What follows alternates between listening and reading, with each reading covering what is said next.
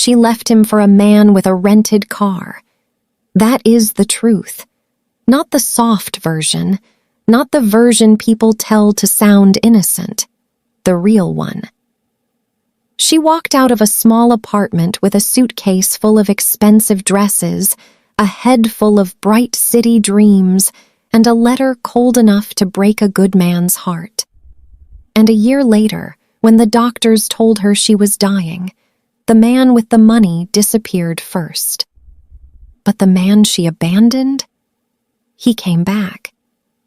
My name is Mara Vale, and if you had met me when I was 22, you would have thought I was young, restless, and easy to impress. You would have been right. I grew up in a small farming village where the days were slow, the roads were narrow, and everyone knew what everyone else had done before sunset. I lost both my parents when I was 10. A car accident. One day I had a mother's voice in the kitchen and a father's boots by the door. The next day I had silence. My grandmother took me in. She was small, strong, weathered by work, and stubborn in the way only women who survive grief without collapsing can be stubborn. She fed me, clothed me, protected me, and raised me with the kind of love that looks strict when you are young and sacred when you are older. But I was not older then. I was young, impatient, dreaming. My grandmother believed a woman needed safety before romance. She believed love should look like shelter, routine, trust, and a man who came home honest at night. So when she arranged my marriage to a village carpenter named Elias, she did it with the certainty of someone handing me a future. And at first she was right. Elias was gentle, steady, good. He worked with wood all day and came home smelling of sawdust and sunlight. He built stools, cabinets, toy horses, and tables sturdy enough to last through generations. He had quiet hands and a soft voice. He never spoke sharply, never made me feel small, never made the room colder when he entered it.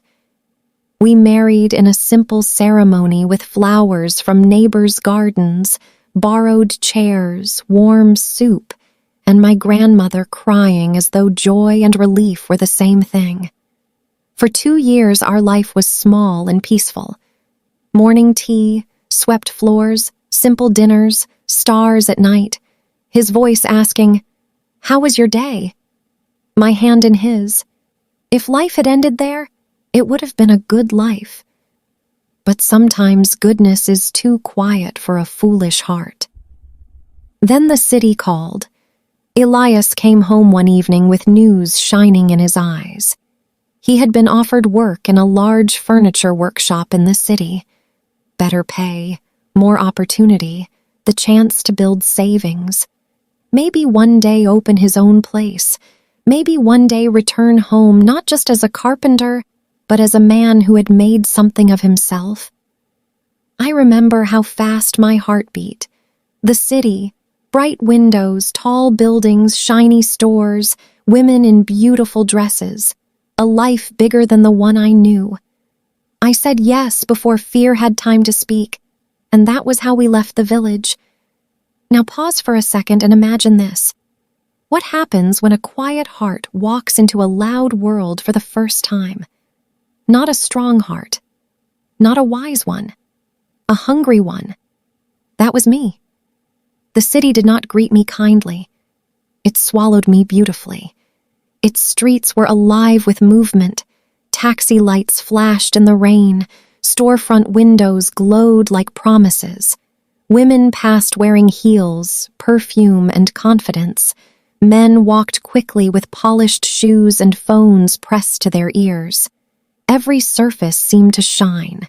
Every face looked expensive. Even sadness looked richer there. We rented a small apartment on the 3rd floor of an old building. 1 bedroom, 1 small kitchen, a narrow window that looked down on the street. Elias loved it immediately because he saw possibility. I loved it immediately because I saw proximity to glamour, to change, to the life I thought I deserved. At first, we were happy. He worked long hours at the workshop. I cleaned, cooked, explored, watched. At night, we ate together and talked about the future. But the city began working on me slowly. It happened in stages. First came comparison. I saw women with dresses that moved like water under club lights, gold at their ears, bright bags at their wrists, nails polished like jewels, voices trained to sound effortless. They laughed as if money had made every room their home. Then came desire. Not the innocent kind, the hungry kind, the kind that tells you your simple life is too small, that tenderness is not enough, that being safe is boring, that what you have is love, yes, but maybe not enough love to be admired. One of the women I met at a salon invited me to a party. I still remember the first one. Music like thunder, lights like fever, mirrors, champagne, bodies moving without shame, voices too loud, perfume in the air like expensive smoke. And me, standing there in a plain dress, suddenly ashamed of everything soft and honest in my life. The next morning, I asked Elias for a dress that cost more than anything we had ever bought. He hesitated only long enough to check my face. "If it makes you happy," he said. He bought it. That should have been enough. It wasn't. One dress became earrings. Earrings became shoes. Shoes became bags. Then dinners. Then parties. Then nights away from home. Elias worked double shifts to keep up. He came home later and later, shoulders heavy, hands rougher, smile thinner. I noticed it and looked away. He needed comfort. He needed the woman he married. He needed warmth at the table and a hand on his face and someone to remind him why he was working so hard. Instead, I gave him absence. The city had given me a new addiction: being seen. And then I met Lucian Cross. That was the name he gave me. He walked into a club like a man who already owned the room. Dark suit, silver watch, smooth smile. He smelled expensive. He spoke like he had never once been told no by life. When he looked at me, it felt like a spotlight. "You don't belong in the shadows," he told me on the first night. I believed him because I wanted to. He took me to restaurants above the city where the windows looked down over rivers of headlights. He poured wine into my glass and said my hands were too beautiful for kitchen work. He brought me gifts, paid bills I never showed him, touched my waist as if I had always been meant for luxury, and little by little, I let his attention rewrite my memory. Elias stopped feeling like my husband. He started feeling like my past. Can you hear the danger in that? That is how betrayal begins. Not with hate, with rearrangement. You take the person who held you when you were nothing, and you slowly move them to the far side of your mind until leaving them feels less like violence and more like following your truth. That is a lie. I know because I lived inside it. The night I left Elias, he was still at work. I packed my dresses first, then jewelry, then makeup, then shoes, the things he had paid for, the things he had worked himself into exhaustion to give me, the things I had mistaken for love. I wrote him a letter at the kitchen table. I said I was sorry. I said I could not live a small life. I said I needed more than he could give me. Then I closed the door behind me without looking back. I can still hear that door. A soft click, not loud, not dramatic, the sound of a life being broken in a very ordinary way. For a while I thought I had won. Life with Lucian was all surface and speed, rooftop dinners, hotel weekends, mirrors, money, music. people who spoke about nothing as if it were profound. I woke late, wore silk, drank too much, laughed often, thought of myself almost constantly. I had no chores, no waiting, no sacrifice, and because pleasure can be loud, it helped me ignore what was missing. For 1 year, I did not cry. Then my body interrupted the fantasy. It started as a pain in my chest, small at first, sharp some mornings, gone by noon. I ignored it because that life did not allow weakness. Weak women became inconvenient, and I had become very afraid of being inconvenient. So I kept going. More parties, more mirrors, more pretending, until one morning the pain came like a blade. I was alone in Lucian's apartment when it hit hard enough to drop me to the floor beside the bed. I could not breathe properly. My fingers shook. My vision blurred. For the first time in many months, real fear entered the room. Lucian drove me to the hospital. He did not hold my hand. He did not speak much. The hospital lights were mercilessly white. The room smelled like antiseptic and endings.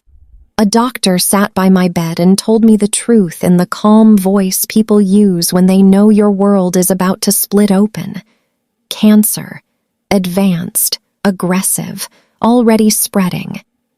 I stared at his mouth as if words might change shape if I refused to fully hear them. I was admitted that same day. Lucian visited for a while. Flowers, short conversations, a smile too thin to trust, then less often, then barely at all. And one morning, he was gone. No dramatic farewell, no fight, no final embrace, just a letter and an envelope full of money on the bedside table. He said he was sorry. He said the doctors had warned him. He said he still had a life to live. He hoped the money would help. I read it once, then again, then again. And with each reading, the words became less his and more mine, because that was exactly how I had once left Elias. Not the same sentences, the same cruelty, a clean letter, a practical departure, a wound disguised as honesty. I threw the envelope across the room. Then I cried the way selfish people cry when reality finally drags them to a mirror they can't avoid. I cried for myself. I cried for my pain. I cried because I was scared to die. But most of all, I cried because I finally understood what I had done to a man who never deserved it. That night I called my grandmother. I could barely speak. I told her everything. The city, the parties, the man, the illness, the fear, the shame, Elias, all of it. She listened quietly. Then she said only one thing. "I'm coming." A few hours later, the hospital door opened. My grandmother walked in first, small and steady, and behind her stood Elias. If guilt has a face, I saw mine reflected in his eyes that moment. He looked older, tired, thinner, but still gentle, still him. He did not accuse me. That was the worst mercy of all. From that day on, they stayed. My grandmother through the day. Elias every night after work. He brought soup, adjusted my blanket, washed my hair when I was too weak to lift my arms, held my hand until I fell asleep. Some nights I woke and saw him crying quietly beside the bed, hands over his face so I would not see. But I saw. One night I whispered his name. He looked up. I said, "I am sorry." Just that. Nothing elegant, nothing enough. He took my hand. "I never stopped loving you," he said. "There are moments when the heart does not break because it is rejected. It breaks because it is forgiven." That was one of them. My grandmother saw the two of us holding each other and left the room without a word, tears on her face, because wise women know when pain is finally becoming love again. Here is the question that should stay with you.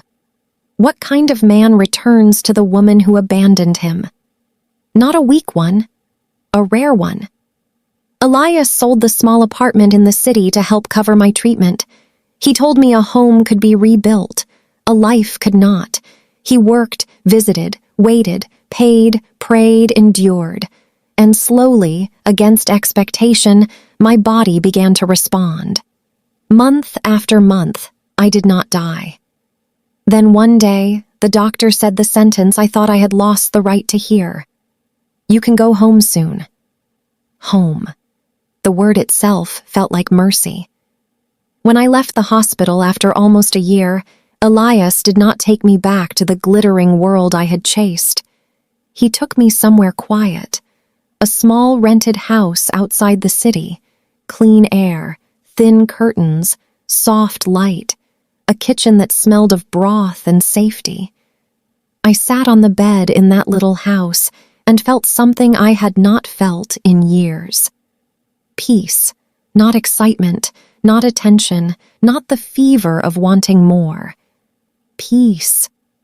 Weeks later, a woman from the city came to visit. She knew Lucian.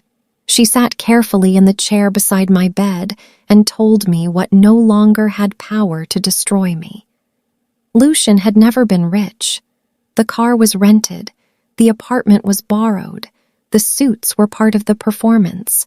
The life I had envied was a stage set with no walls behind it. When she finished, I did not cry. I laughed once, quietly, almost in disbelief. Not because it was funny, because illusion looks ridiculous once you survive it. Soon after, Elias brought me back to the village.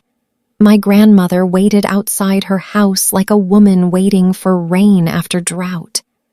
When she saw us, she opened her arms and held us both as if she meant to keep the world out by force if necessary, and life became simple again, blessedly simple. Elias went back to carpentry. I cooked. I healed. My grandmother worked in the garden and talked to us both as if we had returned from a war. The city became a distant fever in my memory. Months passed. Then one morning I felt sick again. For one terrifying hour I thought the illness had returned. At the clinic, the nurse smiled before she spoke. "You are not sick," she said. "You are pregnant."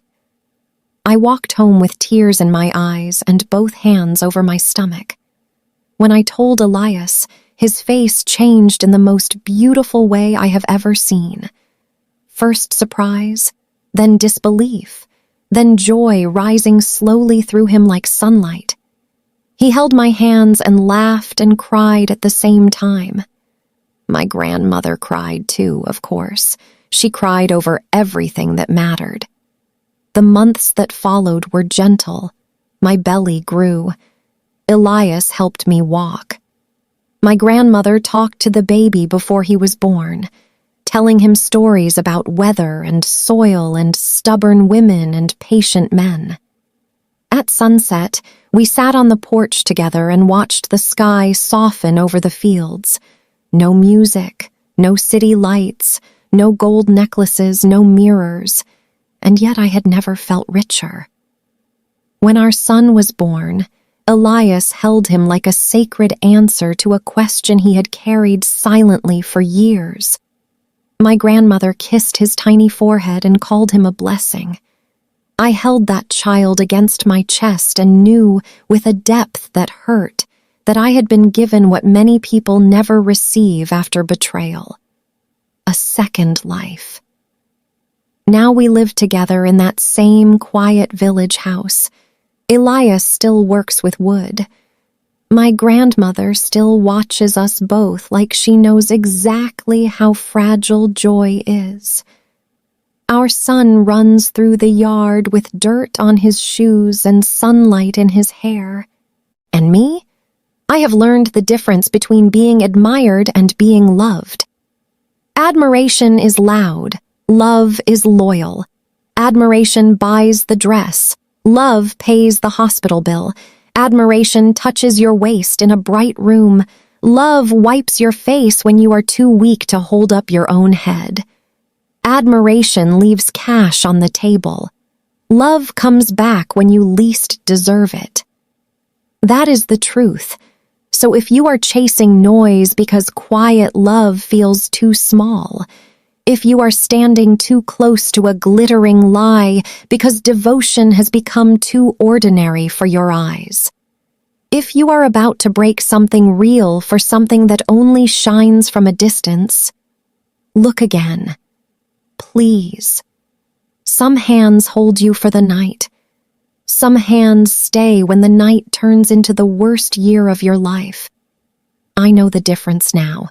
I learned it too late to stay innocent, but not too late to come home. My name is Mara Vale. I left a good man for a beautiful lie. I lost almost everything. And when darkness finally stripped my life down to the truth, the man I had wounded most was the one who came back carrying light. That is why I say this with no doubt in my heart. Real love is not the loudest thing in the room. It is the thing that remains when the room goes silent.